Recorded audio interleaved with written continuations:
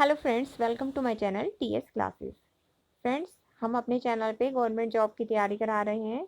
जैसे कि आप जानते हैं, हम यहाँ पर super TET, TET, other government exam के सभी के अकॉर्डिंग तैयारी करा रहे हैं कि क्या क्या सब्जेक्ट आते हैं, हम उसका पोर्शन करा रहे हैं। हमने अपने प्रीवियस वीडियो में साइंस में, बायो में ह्यूमन ब्रेन कराया है।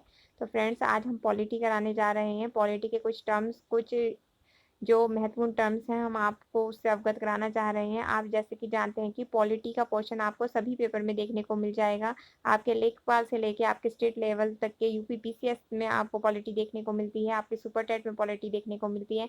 आपका एसएसटी का जो पोर्शन आता है उसमें आपके पॉलिटी, ज्योग्राफी, हिस्ट्री के क्वेश्चन देखने को मिलते हैं। तो फ्रेंड्स, यहाँ हम आज आपको पॉलिटी स्टार्ट करा रहे हैं। आइए फ्रेंड्स, देखते हैं।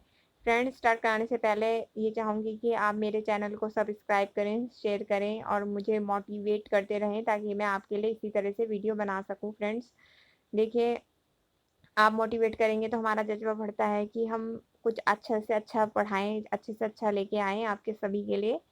फ्रेंड्स, बस मेरी तो यही इच्छा है कि आप सबका सिलेक्शन हो जाए फ्रेंड्स, और हम आपके लिए इसी तरह से मेहनत करते रहेंगे। आपको वीडियो अच्छा लगे तो आप लाइक करिए, शेयर करिए, सब्सक्राइब करिए। Thank you friends. आइए स्टार्ट करते हैं। राज्य व्यवस्था। फ्रेंड्स, हम पॉलिटी पढ़ने जा रहे हैं तो राज्य व्यवस्था क्या है उसको हमें जानना बहुत महत्वपूर्ण हो जाता है। तो राज्य व्यवस्था के 4 अंग होते हैं। 4 अंग कौन कौन से हैं? सरकार, जनसंख्या, भूमि, संप्रभुता। फ्रेंड्स, सरकार तो आप जैसे जानते हैं कि हमारे देश में सरकार है। हम जो सभी लोग हैं, ये जनसंख्या है। हम जहाँ रह रहे हैं वो भूमि है। ये संप्रभुता क्या है? फ्रेंड्स, जहाँ तक कि मैं समझ सकती हूँ कि आप इस वर्ड से कुछ लोग अवगत होंगे, कुछ नहीं होंगे, तो मैं आपको बताना चाहती हूँ। संप्रभुता को कहते हैं सॉवर्जिनिटी। इसे इंग्लिश में कहा जाता है सॉवर्जिनिटी। देखिए फ्रेंड्स, एक राज्य होने के लिए 4 तत्व अनिवार्य होते हैं, जिसके ये 4 तत्व हैं: सरकार, जनसंख्या, भूमि, संप्रभुता। संप्रभुता फ्रेंड्स सॉवर्जिनिटी होता है, ये हमारा कानून बनाने का अधिकार होता है कि हम अपने देश में कोई कानून बना रहे हैं तो हमें किसी से उसकी आज्ञा लेने की जरूरत नहीं है। फ्रेंड्स, जैसे कि हम अपने देश में कुछ मंगवा रहे हैं तो हमें किसी अन्य देश की निर्णय की जरूरत नहीं है कि हम मंगवाएं या ना मंगवाएं, हमें आज्ञा लेने की जरूरत नहीं है। तो ये हमारा कानूनी अधिकार है जो हम अपने निर्णय स्वयं ले सकते हैं। संप्रभुता हो गया माई डिसीजन, मेरा निर्णय। आइए फ्रेंड्स, आगे देखते हैं राज्य व्यवस्था। राज्य व्यवस्था का क्या अर्थ है? राज्य व्यवस्था मीन्स है फ्रेंड्स राज्य करने की व्यवस्था। राज्य करने की व्यवस्था, किस तरह से हमें राज्य करना है। आगे देखते हैं। भारतीय राज्य व्यवस्था। भारतीय राज्य व्यवस्था से क्या समझते हैं? भारत पर राज्य करने की अवस्था। अच्छा, एक क्वेश्चन उठता है कि भारत क्या है। हमने बता दिया कि राज्य के लिए हमें 4 तत्व की आवश्यकता है, जो कि हमारी सरकार है, हमारी जनसंख्या है, हमारी भूमि है, संप्रभुता है, जिसे हमने सॉवर्जिनिटी कहा है। तो फ्रेंड्स, हमें देखना है कि भारत क्या है। भारत एक राज्य है, क्योंकि राज्य होने की अनिवार्य शर्तें होती हैं। देखिए, हमने सुना था भारत एक राष्ट्र है, पर भारत एक राष्ट्र, इसमें बता रहे हैं हम कि भारत एक राज्य है। तो भारत एक राज्य है या नहीं है, इसे आइए हम देखते हैं।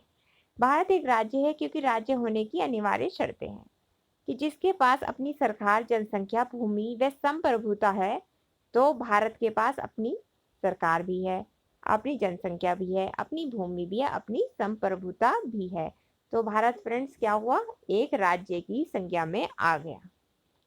जैसे कि मैंने आपको प्रीवियस स्लाइड में बताया था कि भाई राज्य होने के लिए 4 तत्वों की आवश्यकता है: हमारी सरकार, भूमि, जनसंख्या, संप्रभुता।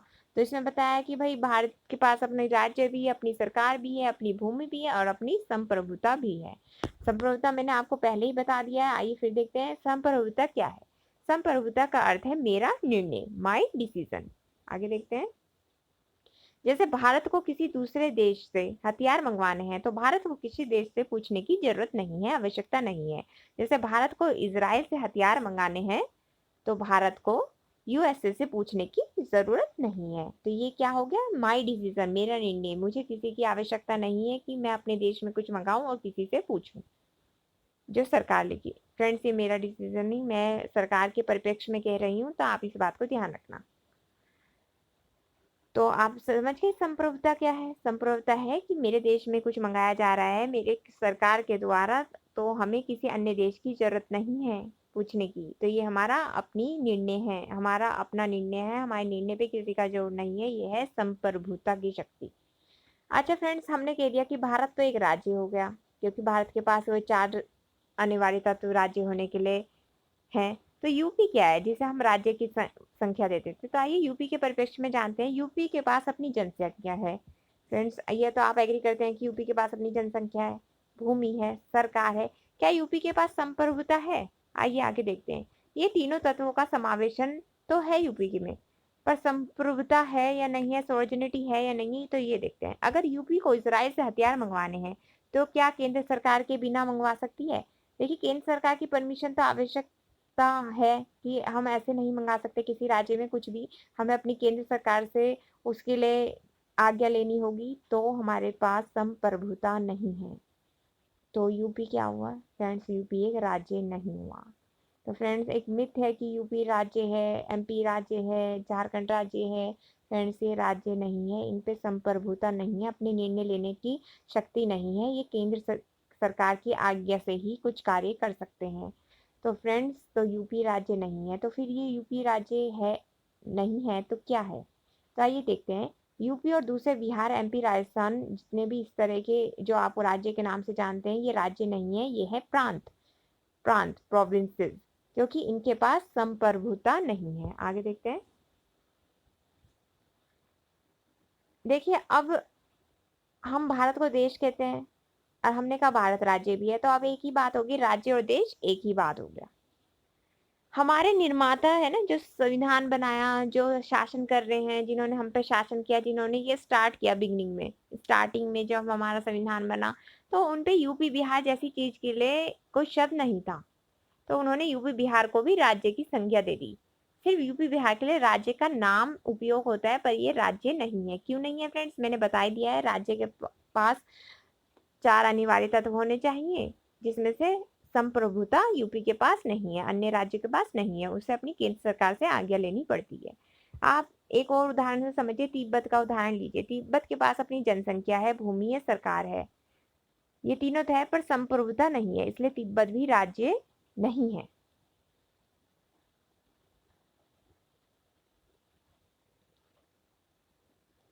आइए आगे देखते हैं। देश राज्य ही होता है, पर राष्ट्र अलग होता है। देश को हम राज्य कहते हैं क्योंकि उस पे चारों अनिवार्य तत्व है, पर राष्ट्र अलग होता है। तो आइए देखते हैं राष्ट्र क्या है। हम तो अभी तक देश को राष्ट्र समझते थे, तो राष्ट्र क्या है ये जानते हैं। राष्ट्र समाज में भाईचारे पर निर्भर करता है। अगर हिंदू मुसलमान जात पात ज्यादा है तो वह राष्ट्र नहीं है। फ्रेंड्स, यहाँ मतलब मन मुटाव ज्यादा है, धर्म की बातें, जाति पाति में भेदभाव है, तो ये राष्ट्र की संज्ञा में नहीं आता। भारत एक राष्ट्र है क्योंकि यहाँ विविध धर्म के लोग रहते हैं। लड़ाई होने के बावजूद ये भाईचारा एकता का प्रतीक है। भारत राष्ट्र निर्माण की प्रक्रिया में है। ठीक है, ठीक है फ्रेंड्स। आगे देखते हैं। उदाहरण के अनुसार, द्वितीय विश्व युद्ध में यहूदियों को जर्मनी से भगाया गया और वह देश के कोने कोने में आकर बस गए। 1948 में इजराइल के निर्माण का आधार ही यहूदी थे।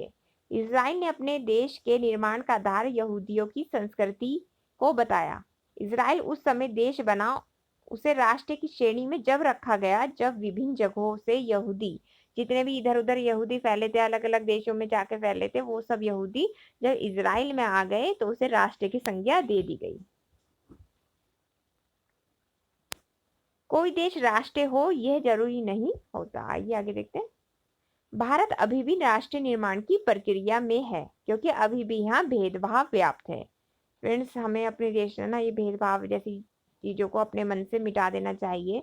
जब ही हम तरक्की कर पाएंगे, जब ही हम एक प्रगतिशील देश कहला पाएंगे।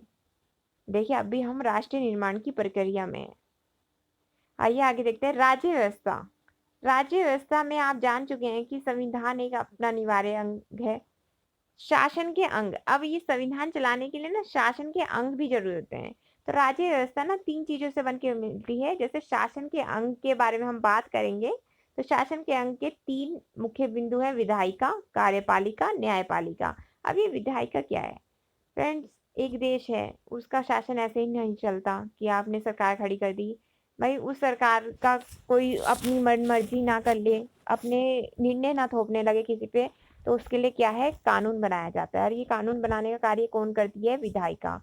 कार्यपालिका, कार्यपालिका क्या कार्य है, कानून को लागू करना। जो विधायिका कानून बना रही है उसे लागू करने का कार्य हमारी कार्यपालिका करती है। न्यायपालिका क्या है, अगर फ्रेंड्स वो कानून लागू हो गए हैं, जो अगर उनकी कोई अवहेलना कर रहा है, तो कानून की रक्षा करने का कार्य न्यायपालिका करती है। देखिए किसी देश के संविधान, देश की प्रक्रिया, देश का जो शासन है, एक सुचारू रूप से तभी चल सकता है जब ये तीनों अंग उसमें हों। उसके शासन करने की स्थिति में विधायिका, कार्यपालिका, न्यायपालिका अपनी अपनी भूमिका निभाती हैं। देखिए किसी को कानून बनाने का हम दे देंगे, अपने पे राज करने का वो, तो फिर वह हमारा शोषण भी कर सकता है। तो कानून बनाने का तो हमने दिया है, उसे कानून को लागू कराने के लिए भी हमने सिस्टम बनाया है। और कानून लागू नहीं होते तो उसके लिए हमने कानून की रक्षा करने के लिए भी हमने न्यायपालिका का निर्माण किया है। आइए आगे देखते हैं।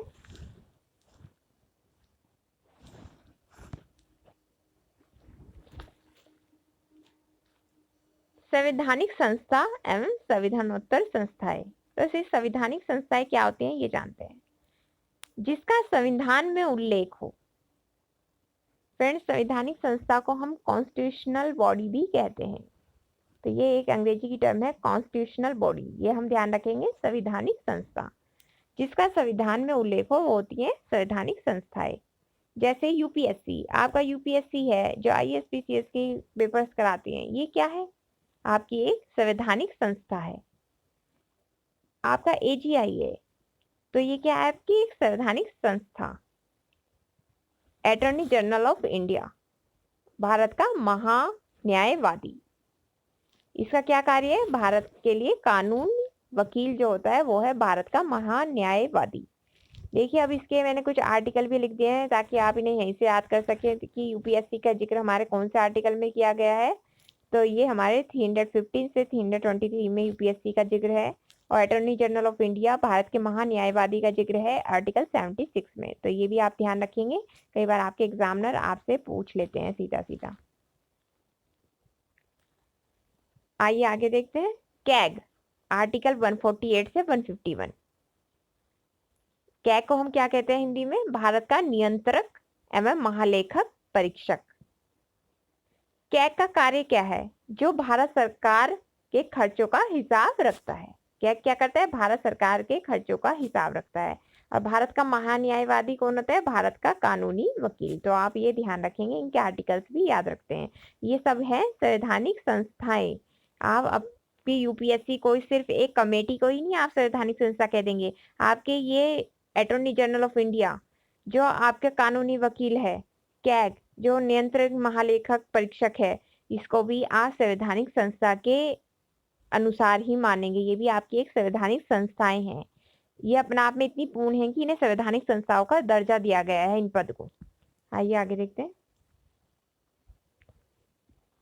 संवैधानिकोत्तर संस्थाएं क्या होती हैं, एक्स्ट्रा कॉन्स्टिट्यूशनल बॉडी, जिसका संविधान में उल्लेख नहीं होता पर वह काम कर रही है। जैसे कि आपका नीति आयोग। देखिए संविधान में इसका कहीं जिक्र नहीं है, पर यह नीति आयोग आपका कार्य करती है, जिसका गठन 1 जनवरी 2015 को हुआ है। आपकी लोकपाल, जो लोकपाल बिल आपका आया है वो मार्च 2019 में आया, वह क्या है, extra constitutional body. NHRC, national human right commission, कई बार एग्जामिनर आपकी ये फुल फॉर्म भी पूछ लेता है, तो आप ये भी ध्यान रखेंगे, इसकी निर्माण की अवधि ध्यान रखेंगे। और इसका आप इसकी ये भी याद रखेंगे कि इसका फुल फॉर्म क्या है। सीआईसी, केंद्र सूचना आयोग। CVC, central vigilance commission. आपकी एक है सीबीआई, ये भी आपकी एक्स्ट्रा कॉन्स्टिट्यूशनल बॉडी में आता है।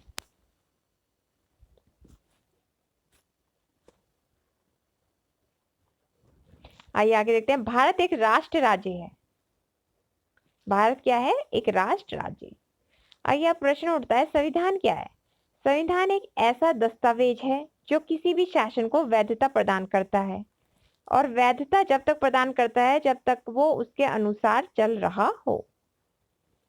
संविधान क्या है? संविधान एक ऐसी दस्तावेज है जो किसी भी शासन को वैधता प्रदान करता है, और वो भी कब तक? जब शासन उसके अनुरूप चल रहा हो। संविधान में क्या अंग है? लोकसभा, विधानसभा, राष्ट्रपति। ये सब संविधान के ही एक तरीके से अंग है।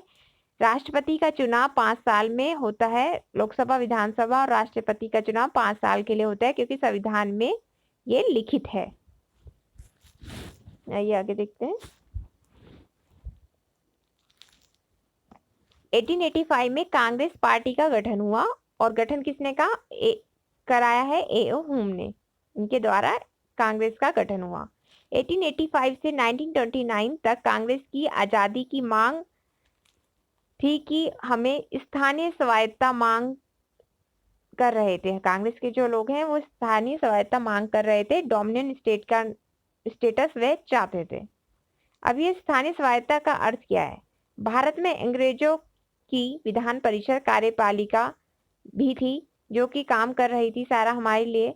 तो विधान परिषदों में भारतीयों ने भी अपना आगमन कर लिया था। एक तरीके से वह भी चले गए थे कि वह अपना काम करें। जो पढ़े लिखे भारतीय लोग थे उन्होंने भी विधान परिषदों में अपनी एंट्री दर्ज करा दी थी। भारतीयों ने भी राजनीति शुरू कर दी थी, पर अंग्रेजों ने भारतीयों को बेकार के सब्जेक्ट पर रूल करने की अनुमति दी। देखिए फ्रेंड्स, किसी भी देश में शासन करना है तो आप बिल्कुल उस पर रूल नहीं कर सकते। आपको कुछ लोगों को अपनी तरफ करना होगा। इसी तरह से अंग्रेजों ने भी यही करा। जो पढ़े लिखे लोग थे उनको नौकरियां दी, उनको राजनीति में आने दिया, पर उन्हें एक बेकार के सब्जेक्ट, जिससे कुछ मतलब भारतीय अर्जित नहीं कर पा रहे थे, कोई पैसे का अपना कुछ बना नहीं पा रहे थे, अपनी कोई अपना आप को प्रोग्रेसिव नहीं कर पा रहे थे। कहने का तात्पर्य यह है कि अपना आप की प्रोग्रेस नहीं कर पा रहे थे। तो इस तरह के सब्जेक्ट तो अंग्रेजों ने भारतीयों को दे दिए, और अपने पास इस तरह के सब्जेक्ट रखे जिससे वे कमा पा रहे थे, अपना आप को सक्षम बना पा रहे थे। आइए आगे देखते हैं। आइए, ये दो प्रकार के सब्जेक्ट हैं जो हमें भारतीय को दिए गए और कुछ अंग्रेजों ने अपने पास रखे। तो ये दो प्रकार के विषय कौन कौन से हैं? आरक्षित विषय रिजर्व सब्जेक्ट, स्थानांतरित विषय ट्रांसफर सब्जेक्ट। अंग्रेजों ने भारतीय को स्थानांतरित विषय दिए। जैसे कि स्थानांतरित विषयों में क्या आएगा आपका? ये देखिए, सड़क, नाली, कूड़ा कचरा, जिस पर पैसा खर्च करना पड़ता था, और खुद के पास क्रीम सब्जेक्ट रखे, क्रीमी सब्जेक्ट रखे। क्रीमी लेयर कहते हैं ना, अच्छे अच्छे सब्जेक्ट अपने पास रखे। जैसे वित्त, राजस्व, जहां से पैसा आता था। इसलिए भारतीयों ने मांग रखी कि अंग्रेजों, तुम अब हम पर राज्य तो करो, हमें डोमिनेंट स्टेट का दर्जा दो या ना दो, पर हमें जो हमारी आपसी दारी आप कर रहे हैं अपने कार्यों में, कम से कम हमें अच्छे सब्जेक्ट तो दो। तो हमारी सबसे पहले यही मांग थी। इसलिए भारतीयों ने मांग रखी कि अंग्रेजों, तुम हम पर रूल करो, पर सेंट्रल लेवल पर, केंद्र सरकार के लेवल पर और स्थानीय लेवल पर हमें दोनों तरह के सब्जेक्ट दो। हमें हमारे स्थानीय स्थानों की स्वायत्ता भी दो। आइए आगे देखते हैं। देखिए फ्रेंड्स, हमारी ये मांग इसलिए भी थी क्योंकि 1929 तक ऑस्ट्रेलिया, कनाडा, साउथ अफ्रीका तथा न्यूजीलैंड को डोमिनेंट स्टेट का दर्जा दे दिया गया था। तो भारत भी कहीं ना कहीं चाहता था कि उसे भी डोमिनेंट स्टेट का दर्जा मिले। 1929 हमसे कितने टाइम पहले इसको दर्जा दे दिया गया था कि ये अपने निर्णय खुद ले सकते हैं, और ये हमारी मांग 45 साल तक चली। पर अंग्रेजों ने 1885 से 1929 तक हमें स्थानीय स्वायत्ता नहीं दी। आपको ये डेट याद रखनी होगी कि 1885 से 1929 तक स्थानीय स्वायत्ता नहीं दी गई। फिर कांग्रेस ने 26 जनवरी 1930 को पूर्ण स्वराज की मांग रखी। ये डेट आपको याद रखनी है, डेट भी पूछ लेता है। पूर्ण स्वराज की मांग 26 जनवरी 1930 को रखी गई, जिसकी अध्यक्षता जवाहरलाल नेहरू ने की। और ये अधिवेशन कहाँ हुआ फ्रेंड्स? लाहौर में हुआ। और हमारी पूर्ण स्वराज की मांग, अभी तक हम क्या मांग रहे थे? स्थानीय स्वायत्ता। अब हमारी पूर्ण स्वराज की मांग हो गई। अब 45 साल तक हमारी मांग स्थानीय स्वायत्ता की थी, तो हमारी शुरू से मांग स्थानीय स्वायत्ता की क्यों नहीं थी? ये भी एक प्रश्न उठता है। क्योंकि हमारे नेता जो थे वह इंग्लैंड जाते थे।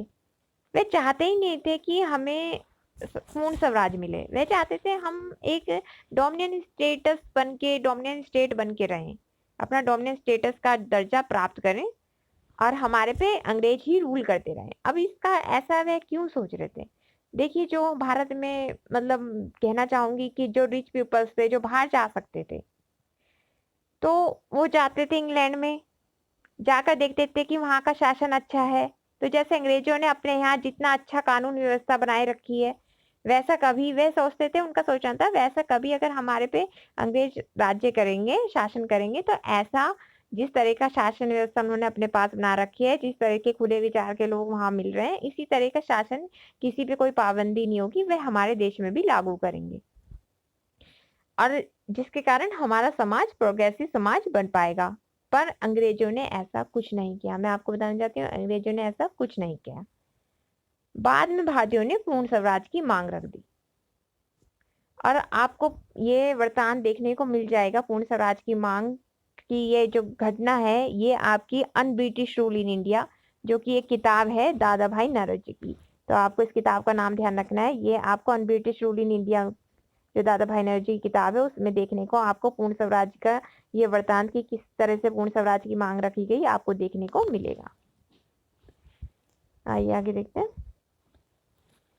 1776 में यूएसए को इंग्लैंड से आजादी मिली। देखिए इतने टाइम पहले यूएसए इंग्लैंड से आजाद हो गया। हमने तो कितने टाइम बाद हमारी आजादी की मांगे शुरू हुई। इसलिए वह प्रगतिशील देश है, अभी हम प्रगतिशील देश नहीं है। संविधान क्यों आया? प्रश्न उठता है संविधान क्यों आया?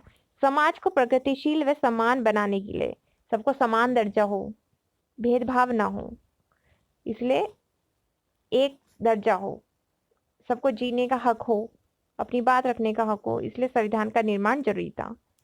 संविधान का निर्माण, संविधान को लिखने के लिए पहले संविधान सभा बनी। देखिए भाई कोई कानून होगा उसे लिखने के लिए पहले संविधान सभा, उसको लिखने वाले लोग भी होंगे, उस पे सोचने, उसके मेरिट डिमेरिट सोचने के लिए लोग भी चाहिए, तो फिर संविधान सभा का निर्माण भी जरूरी हुआ। फ्रेंड्स आगे क्या हम आपको अपनी सेकंड वीडियो में डिस्कस करेंगे। फ्रेंड्स आपको कैसा लगा? आप प्लीज, आपके शेयर से मुझे पता चलेगा, आप लाइक करेंगे मेरी वीडियो को तो मुझे पता लगेगा कि आपको समझ आ रहा है। समझान अगर कुछ गलती है आपको मुझे सजेस्ट कर सकते हैं। फ्रेंड्स मेरी वीडियो को सब्सक्राइब करिए, लाइक करिए, शेयर कीजिए। फ्रेंड्स मेरी आपसे यही रिक्वेस्ट है, इससे हम मोटिवेट होते हैं और कोई बात नहीं है कि आप देखते हैं वीडियो तो हमें एक मोटिवेशन मिलता है कि हम आगे भी बनाएं। तो फ्रेंड्स आपकी मैं ऐसे ही आपकी हेल्प करती रहूँगी फ्रेंड्स। तो आप मेरे वीडियो को शेयर करिए, लाइक करिए, सब्सक्राइब करिए। Thank you friends.